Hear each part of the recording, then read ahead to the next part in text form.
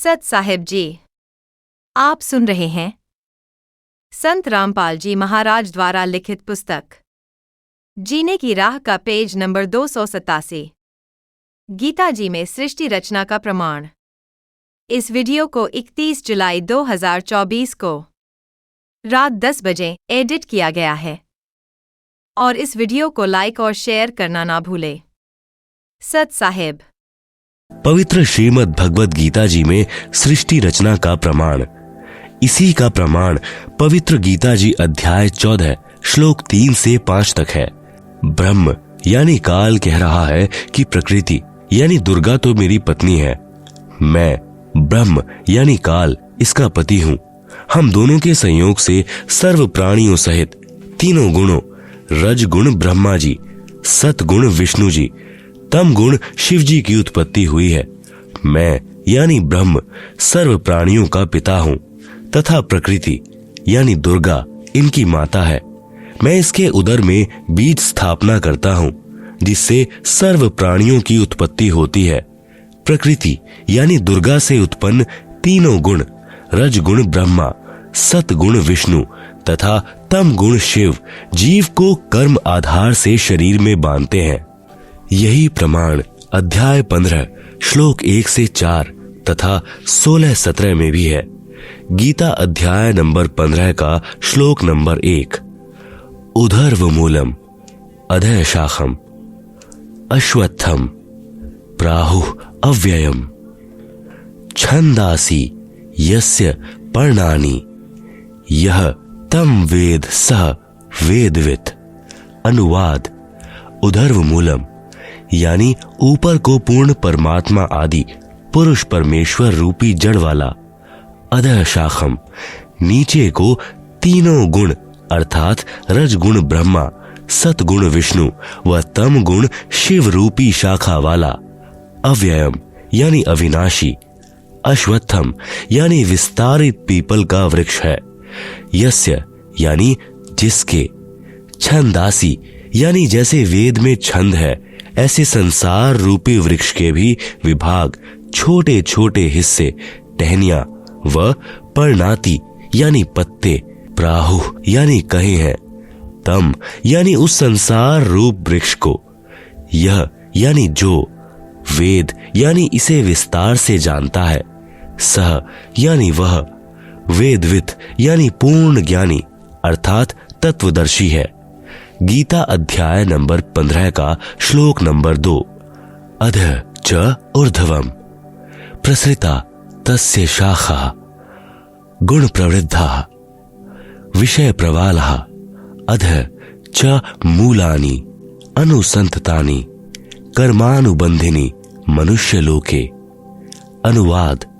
तस्य यानी उस वृक्ष की, अधः यानी नीचे, च यानी और, ऊर्ध्वम यानी ऊपर, गुण प्रवृद्धा यानी तीनों गुणों ब्रह्मा रजगुण विष्णु सतगुण शिव तम गुण रूपी, प्रसृता यानी फैली हुई, विषय प्रवाला यानी विकार काम क्रोध मोह लोभ अहंकार रूपी कोपल, शाखा यानी डाली ब्रह्मा विष्णु शिव, कर्मानुबंधिनी यानी जीव को कर्मों में बांधने की, मूलानी यानी जड़ें अर्थात मुख्य कारण है, च यानी तथा, मनुष्य लोके यानी मनुष्य लोक अर्थात पृथ्वी लोक में, अधः यानी नीचे नरक 84 लाख जूनियों में, ऊर्ध्वम यानी ऊपर स्वर्ग लोक आदि में, अनुसंततानि यानी व्यवस्थित किए हुए हैं। गीता अध्याय नंबर 15 का श्लोक नंबर 3। न रूपम अस्य इह तथा उपलभ्यते न अंतः न च आदि न च संप्रतिष्ठा अश्वत्थम एनम सुविरूढ़ मूलम असंगस्त्रेन दृढ़ेन छित्वा। अनुवाद। अस्य यानी इस रचना का, न यानी नहीं, आदि यानी शुरुआत, च यानी तथा, न यानी नहीं, अंतः यानी अंत है, न यानी नहीं, तथा यानी वैसा, रूपम यानी स्वरूप, उपलभ्यते यानी पाया जाता है, च यानी तथा, इह यानी यहां विचार काल में अर्थात मेरे द्वारा दिया जा रहा गीता ज्ञान में पूर्ण जानकारी मुझे भी, न यानी नहीं है, संप्रतिष्ठा क्योंकि सर्व ब्रह्मांडों की रचना की अच्छी तरह स्थिति का मुझे भी ज्ञान नहीं है, एनम यानी इस, सुविरूढ़ मूलम यानी अच्छी तरह स्थायी स्थिति वाला, अश्वत्थम यानी मजबूत स्वरूप वाले संसार रूपी वृक्ष के ज्ञान को, असंगश स्त्रेन यानी पूर्ण ज्ञान रूपी, दृढ़ेन यानी दृढ़ सूक्ष्म वेद अर्थात तत्व ज्ञान के द्वारा जानकर, छित्वा यानी काटकर अर्थात निरंजन की भक्ति को श्रणिक अर्थात श्रण भंगूर जानकर, ब्रह्मा, विष्णु, शिव, ब्रह्म तथा पर ब्रह्म से भी आगे पूर्ण ब्रह्म की तलाश करनी चाहिए। गीता अध्याय नंबर 15 का श्लोक नंबर 4, ततः पदम तत् परिमार्गितव्यम यस्मिन् गता न निवर्तन्ति भूयः तम एव च आदम पुरुषम प्रपद्ये यतः प्रवृत्ति प्रसृता पुराणी। अनुवाद, जब तत्वदर्शी संत मिल जाए, ततः यानी इसके पश्चात, तत् यानी उस परमात्मा के, पदम यानी पद स्थान अर्थात सतलोक को, परिमार्गितव्यम यानी भली भांति खोजना चाहिए, यस्मीन यानी जिसमें, गता यानी गए हुए साधक, भूयः यानी फिर, न निवर्तन्ति यानी लौटकर संसार में नहीं आते, च यानी और, यतः यानी जिस परमात्मा परम अक्षर ब्रह्म से, पुराणी यानी आदि, प्रवृत्ति यानी रचना सृष्टि, प्रसृता यानी उत्पन्न हुई है, तम यानी अज्ञात, आधम यानी आदियम अर्थात मैं काल निरंजन, पुरुषम यानी पूर्ण परमात्मा की, एव यानी ही, प्रपद्ये यानी मैं शरण में हूं तथा उसी की पूजा करता हूं।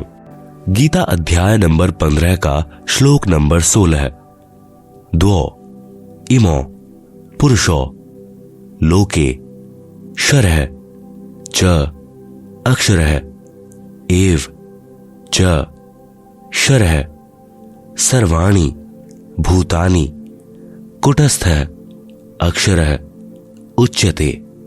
अनुवाद, लोके यानी इस संसार में, द्वौ यानी दो प्रकार के, शरः यानी नाशवान, च यानी और, अक्षरः यानी अविनाशी, पुरुषो यानी भगवान है, एव इसी प्रकार, इमो इन दोनों प्रभुओं के लोकों में, सर्वाणी संपूर्ण, भूतानि यानी प्राणियों के शरीर तो, शरः नाशवान, च और, कूटस्थः यानी जीवात्मा, अक्षरः अविनाशी, उच्यते कहा जाता है।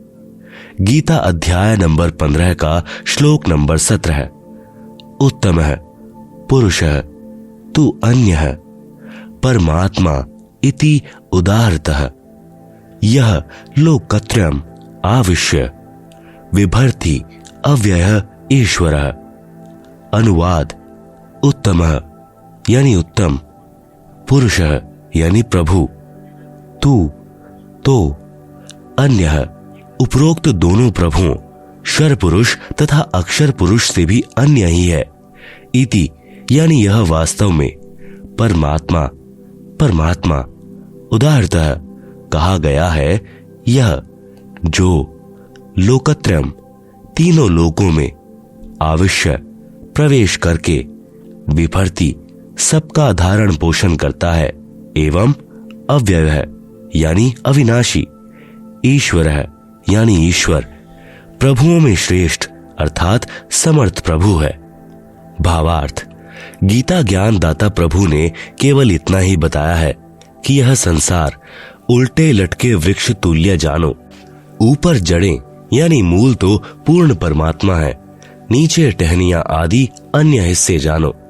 इस संसार रूपी वृक्ष के प्रत्येक भाग का भिन्न भिन्न विवरण जो संत जानता है वह तत्वदर्शी संत है, जिसके विषय में गीता अध्याय 4 श्लोक नंबर 34 में कहा है। गीता अध्याय 15 श्लोक नंबर 2-3 में केवल इतना ही बताया है कि 3 गुण रूपी शाखा हैं। यहाँ विचार काल में अर्थात गीता में आपको मैं यानी गीता ज्ञान दाता पूर्ण जानकारी नहीं दे सकता, क्योंकि मुझे इस संसार की रचना के आदि व अंत का ज्ञान नहीं है।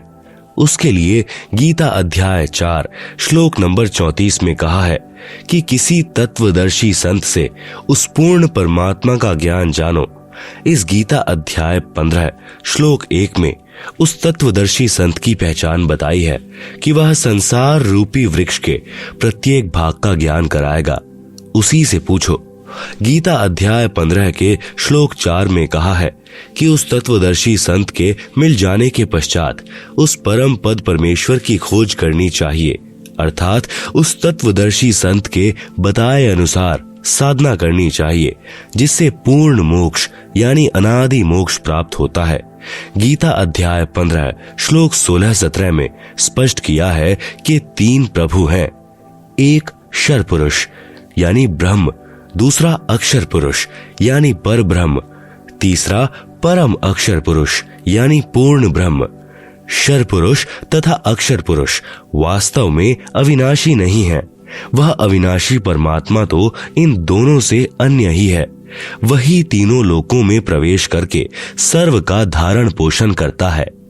उपरोक्त श्रीमद् भगवद गीता अध्याय 15 श्लोक 1 से 4 तथा 16-17 में यह प्रमाणित हुआ कि उल्टे लटके हुए संसार रूपी वृक्ष की मूल अर्थात जड़ तो परम अक्षर ब्रह्म अर्थात पूर्ण ब्रह्म है, जिससे पूर्ण वृक्ष का पालन होता है, तथा वृक्ष का जो हिस्सा पृथ्वी के तुरंत बाहर जमीन के साथ दिखाई देता है वह तना होता है, उसे अक्षर पुरुष अर्थात पर ब्रह्म जानो। उस तने से ऊपर चलकर अन्य मोटी डार निकलती है, उनमें से एक डार को ब्रह्म अर्थात क्षर पुरुष जानो, तथा उसी डार से अन्य 3 शाखाएं निकलती हैं, उन्हें ब्रह्मा, विष्णु तथा शिव जानो, तथा शाखाओं से आगे पत्ते रूप में सांसारिक प्राणी जानो। उपरोक्त गीता अध्याय 15 श्लोक 16-17 में स्पष्ट है कि क्षर पुरुष यानी ब्रह्म तथा अक्षर पुरुष यानी पर ब्रह्म तथा इन दोनों के लोकों में जितने प्राणी हैं उनके स्थूल शरीर तो नाशवान है तथा जीवात्मा अविनाशी है, अर्थात उपरोक्त दोनों प्रभु व इनके अंतर्गत सर्व प्राणी नाशवान है। भले ही अक्षर पुरुष यानी पर ब्रह्म को अविनाशी कहा है, परंतु वास्तव में अविनाशी परमात्मा तो इन दोनों से अन्य है। वह तीनों लोकों में प्रवेश करके सबका पालन पोषण करता है। उपरोक्त विवरण में 3 प्रभुओं का भिन्न भिन्न विवरण दिया है। ऊपर जड़ नीचे शाखा वाला उल्टा लटका हुआ संसार रूपी वृक्ष का चित्र दिया गया है, जिसे आप पुस्तक में देख सकते हैं। पवित्र बाइबल तथा पवित्र कुरान शरीफ में सृष्टि रचना का प्रमाण, इसी का प्रमाण पवित्र बाइबल में तथा पवित्र कुरान शरीफ में भी है। कुरान शरीफ में पवित्र बाइबल का भी ज्ञान है, इसलिए इन दोनों पवित्र सदग्रंथों ने मिलजुल कर प्रमाणित किया है कि कौन तथा कैसा है सृष्टि रचनहार तथा उसका वास्तविक नाम क्या है। पवित्र बाइबल उत्पत्ति ग्रंथ पृष्ठ नंबर 2 पर चैप्टर 1 वर्सेस 20, चैप्टर 2 वर्सेस 5 पर 6वां दिन प्राणी और मनुष्य। अन्य प्राणियों की रचना करके 26 फिर परमेश्वर ने कहा, हम मनुष्य को अपने स्वरूप के अनुसार अपनी समानता में बनाएं, जो सर्व प्राणियों को काबू रखेगा। 27 तब परमेश्वर ने मनुष्य को अपने स्वरूप के अनुसार उत्पन्न किया, अपने ही स्वरूप के अनुसार परमेश्वर ने उसको उत्पन्न किया, नर और नारी करके मनुष्यों की सृष्टि की। 29 प्रभु ने मनुष्यों के खाने के लिए जितने बीज वाले छोटे पेड़ तथा जितने पेड़ों में बीज वाले फल होते हैं वे भोजन के लिए प्रदान किए हैं। मांस खाना नहीं कहा है। 7वां दिन विश्राम का दिन। परमेश्वर ने 6 दिन में सर्व सृष्टि की उत्पत्ति की तथा 7वें दिन विश्राम किया। पवित्र बाइबल ने सिद्ध कर दिया कि परमात्मा मानव सदृश शरीर में है, जिसने 6 दिन में सर्व सृष्टि की रचना की तथा फिर विश्राम किया। पवित्र कुरान शरीफ सूरत फुरकानी 25 आयत नंबर 52, 58, 59, आयत 52। फला तुतियल काफिरन व जाहिद हुम बिही जिहादन कबीरा। कबीरन इसका भावार्थ है कि हजरत मोहम्मद जी का खुदा यानी प्रभु कह रहा है कि हे पैगंबर, आप काफिरों यानी जो एक प्रभु की भक्ति त्याग कर अन्य देवी देवताओं तथा मूर्ति आदि की पूजा करते हैं का कहा मत मानना, क्योंकि वे लोग कबीर को पूर्ण परमात्मा नहीं मानते। आप मेरे द्वारा दिए इस कुरान के ज्ञान के आधार पर अटल रहना कि कबीर ही पूर्ण प्रभु है तथा कबीर अल्लाह के लिए संघर्ष करना यानी लड़ना नहीं अर्थात अडिग रहना। आयत 58। व तवक्कल अलल हरिरुल्जी या यमूतु व सब्बिह बिहमदिही व कफा बिही बिजूनुबी इबादिही खबीरा यानी कबीरा। भावार्थ है कि हजरत मोहम्मद जी जिसे अपना प्रभु मानते हैं वह अल्लाह यानी प्रभु किसी और पूर्ण प्रभु की तरफ संकेत कर रहा है कि ए पैगंबर, उस कबीर परमात्मा पर विश्वास रख जो तुझे जिंदा महात्मा के रूप में आकर मिला था। वह कभी मरने वाला नहीं है अर्थात वास्तव में अविनाशी है। तारीफ के साथ उसकी पाकी यानी पवित्र महिमा का गुणगान किए जा। वह कबीर अल्लाह यानी कबीर देव पूजा के योग्य है तथा अपने उपासकों के सर्व पापों को विनाश करने वाला है। आयत 59। अल्लजी खलकस मावाती वलर्ज व माँ बैनहुमा फी सित्तती अय्यामीन सुमस्तवा अल अर्शी अर्रहमानु फसअल बिही खबीरन यानी कबीरन। भावार्थ है कि हजरत मोहम्मद को कुरान शरीफ बोलने वाला प्रभु यानी अल्लाह कह रहा है कि वह कबीर प्रभु वही है जिसने जमीन तथा आसमान के बीच में जो भी विद्यमान है सर्व सृष्टि की रचना 6 दिनों में की तथा 7वें दिन ऊपर अपने सत्यलोक में सिंहासन पर विराजमान हो यानी बैठ गया। उसके विषय में जानकारी किसी बाखबर यानी तत्वदर्शी संत से पूछो। उस पूर्ण परमात्मा की प्राप्ति कैसे होगी तथा वास्तविक ज्ञान तो किसी तत्वदर्शी संत यानी बाखबर से पूछो, मैं नहीं जानता। उपरोक्त दोनों पवित्र धर्मों यानी ईसाई तथा मुसलमान के पवित्र शास्त्रों ने भी मिलजुल कर प्रमाणित कर दिया कि सर्व सृष्टि रचनहार, सर्व पाप विनाशक, सर्वशक्तिमान, अविनाशी परमात्मा मानव सदन शरीर में आकार में है तथा सत्यलोक में रहता है। उसका नाम कबीर है। उसी को अल्लाहु अकबिरू भी कहते हैं। आदरणीय धर्मदास जी ने पूज्य कबीर प्रभु से पूछा कि हे सर्वशक्तिमान, आज तक यह तत्व ज्ञान किसी ने नहीं बताया, वेदों के मर्मज्ञ ज्ञानियों ने भी नहीं बताया। इससे सिद्ध है कि चारों पवित्र वेद तथा चारों पवित्र कतेब कुरान शरीफ आदि झूठे हैं। पूर्ण परमात्मा ने कहा, वेद कतेब झूठे नहीं भाई, झूठे हैं जो समझे नाही। भावार्थ है कि चारों पवित्र वेद ऋग्वेद, अथर्ववेद, यजुर्वेद, सामवेद तथा पवित्र चारों कतेब कुरान शरीफ, जबूर, तौरात, इंजिल गलत नहीं है, परंतु जो इनको नहीं समझ पाए वे नादान हैं।